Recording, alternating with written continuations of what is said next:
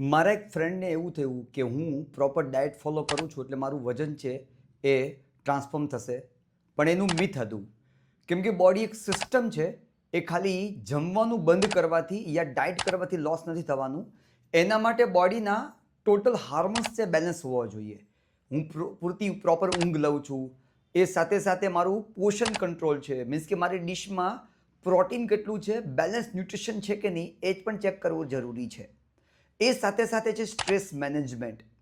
જો આ દરેક વસ્તુ કરું છું તો બોડીનું ટ્રાન્સફોર્મ છે એ મિરેકલ થવાનું. અને આની સાથે ઓફકોર્સ વેટ લોસ છે એ પોસિબલ છે, અને માત્ર વેટ લોસ પોસિબલ નથી, બોડી ટ્રાન્સફોર્મડ મહેસૂસ થશે.